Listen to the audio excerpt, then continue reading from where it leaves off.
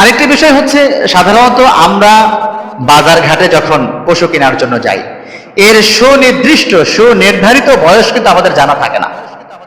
Accurate একেবারে পূর্ণ 2 বছর, 2.5 বছর, 3 বছরের জানা থাকে না। এটা একটা আন্দাজ করা হয়। এই ক্ষেত্রে যার কাছ থেকে আমরা পশু ক্রয় করলাম, ওই ব্যক্তির কথা ধর্তব্য হবে এবং তার কথা বিশ্বাস করতে হবে। এখন এরকম হয়েছে, পশু ক্রয় করার জন্য গেলাম, আদতেই সেই প্রাণীর বা সেই পশুর পূর্ণ 2 বছর হয়নি, এখনো 10-20 দিন, 50-100 দিন বাকি আছে সময়, এখনো 2-1 মাস সময় তার বাকি আছে পূর্ণ 2 বছর হতে। কিন্তু সে আমাকে বলেছে, না ভাই, আমার এই গরু বা মহিষ 2 বছর পার হয়ে গেছে, 2 বছর 1 মাস 2 মাস, 2 বছর পার, আপনি কোরবানি করতে পারবেন। এখন আমি তার কথার উপর ভিত্তি করে ওই পশু নিয়ে আসলাম, কোরবানি করলাম।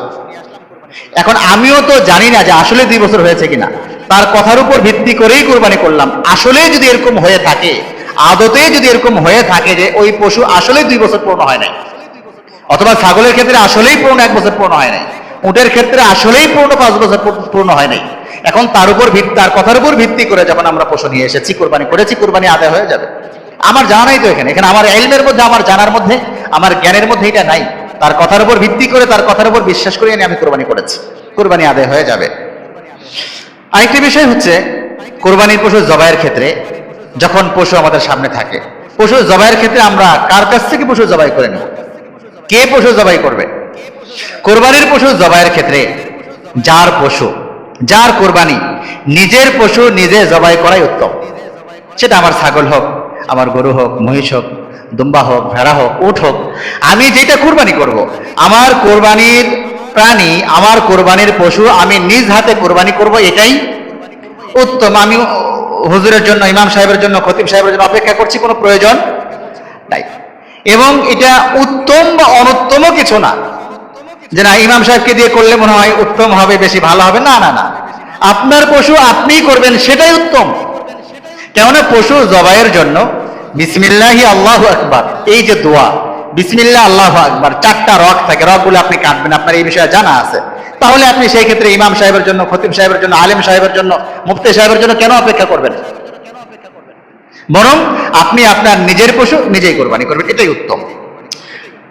আরেকটা বিষয় হচ্ছে, বন্ধা পশু দিয়ে কোরবানি করলে কোরবানি আদায় হবে কিনা, এটা জিজ্ঞাসা করে অনেকে, যে হুজুর একটা গরু পুষতেছি, আজকে প্রায় 3-4 বছর হয়ে গেছে, বাচ্চা টাচ্চা হচ্ছে না, তো সেই ক্ষেত্রে কি কোরবানি করতে পারবো কিনা? হ্যাঁ, পারবেন। বন্ধা পশু দিয়ে কোরবানি করা যাবে, কোরবানি আদায় হবে, কোনো সমস্যা নেই।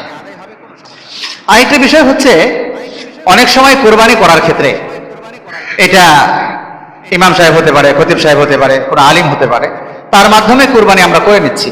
তো উনি প্রথমবার একটা পোজ দিলেন, এরপরে হয়তো বা শাহরাতটা কেটেছে, খাদ্যনালী বা শ্বাসনালী কাটছে, একটু বাকি আছে, আরেকজন এসে ছুরিটা ধরেছে। এরকম হয় অনেক ক্ষেত্রে, অনেক ক্ষেত্রে এরকম হয়, এখনো পরিপূর্ণ কাটা হয়ে যায়নি, বাকি আছে। এমত অবস্থায় যদি ওই ছুরি কেউ ধরে, তাহলে তাকেও পুনরায় বিসমিল্লাহ আল্লাহু আকবার বলতে হবে। যিনি প্রথমে কোরবানি করছেন, উনি তো বিসমিল্লাহ আল্লাহু আকবার বলে জবাই করছেন।